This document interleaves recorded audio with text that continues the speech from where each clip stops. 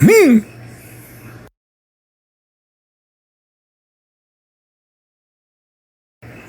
E. Me.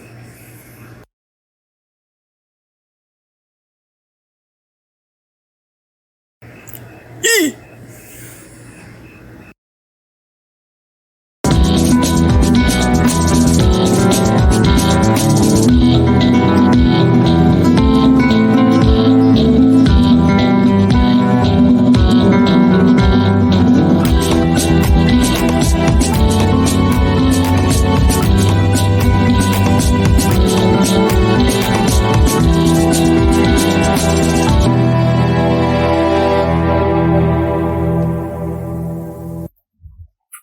Now I am going to explain you all the different offensive and defensive moments involved in this kata one by one. Usually, there are many people who think that katas are of no use in practical fighting. I think that this is a big misconception. Even a great fighter like Bruce Lee used to entertain this misconception, and he used to say many times that kata practice is of no use.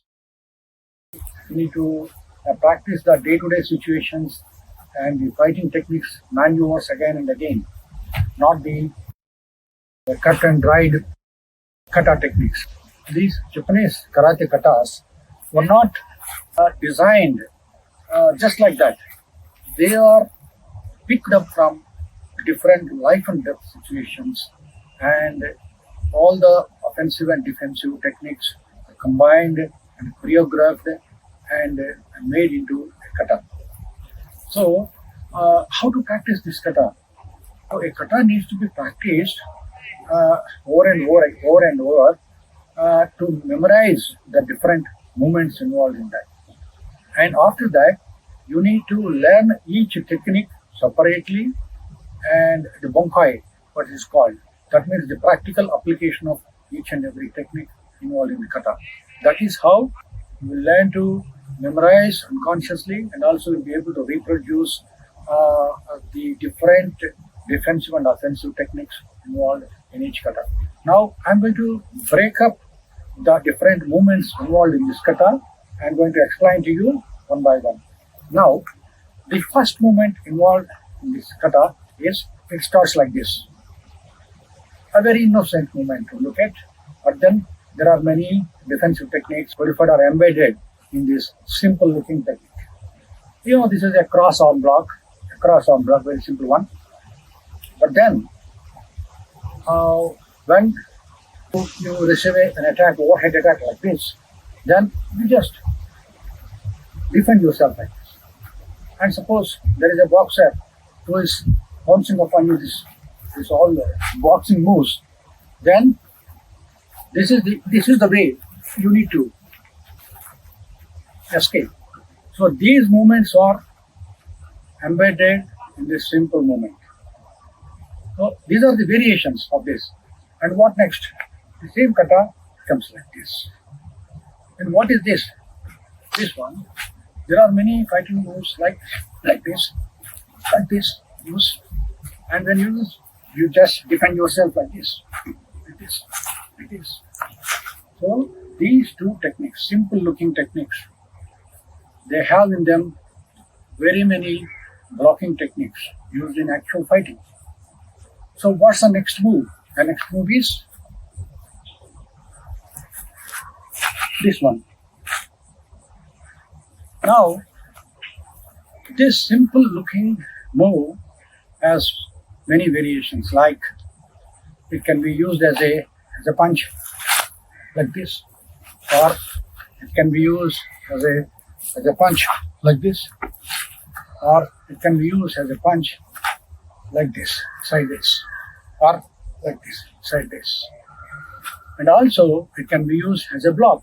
For example, this is a block, or this is a block, this is a block. So all these variations are simply shown, embedded in a kata with this innocent looking movement. So this one.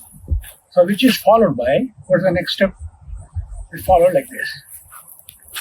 This is a punch. This is a punch-like movement. And after that, you catch the head and strike with your elbow. This movement, and then you can.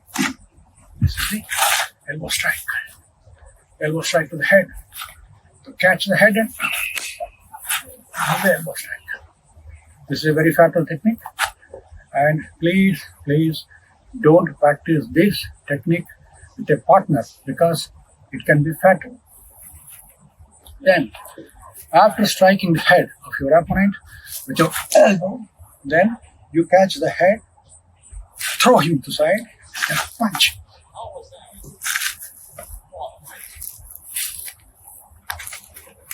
Catch the head, throw him to the side, and punch. This happens like that. Then,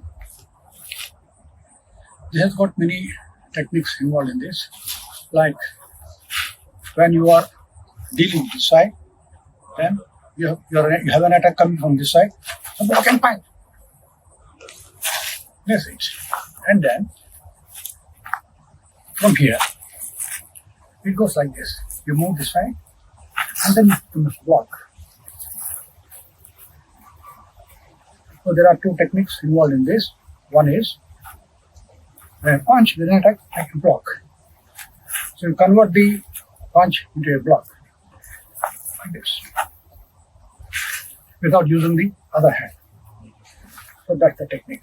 And then it becomes a upper and lower block.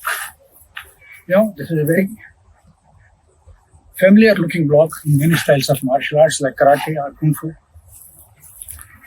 When there are two attacks, and you just block this. Or this. And you can combine the same thing into a technique of offense and defense at the same time, like you block and punch at the same time. You block and punch at the same time. You block and punch at the same time. So this is it. And then, from here, you go like this. What is this? When you block like this, you can counter with the same hand. When you block like this, you can counter with the same hand. That's it. That's the technique involved. And then, from here, you go like this. What is this? This technique, as you can see, it's a sweep. It's a sweep-like thing. When you're facing an opponent here, you just punch. Or it's like sweep and low side kick. It's that. And then it is followed by this. What is this technique? You're dealing with an opponent from this side, and somebody attacks you from this side. Smash or block. Now this is dealing with two opponents who are coming from two sides.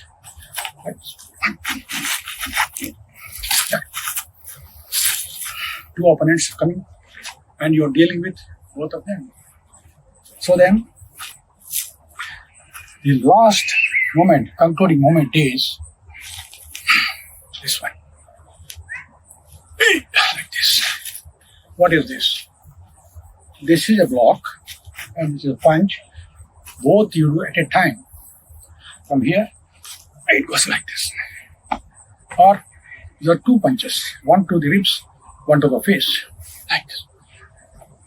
Or this is a block, this is punch. So these are the variations.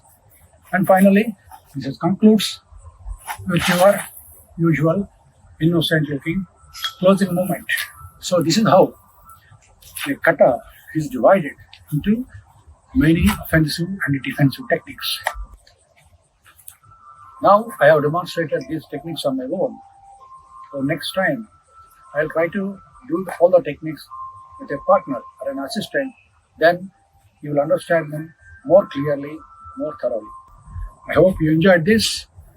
So we'll meet again in the next video. Thank you.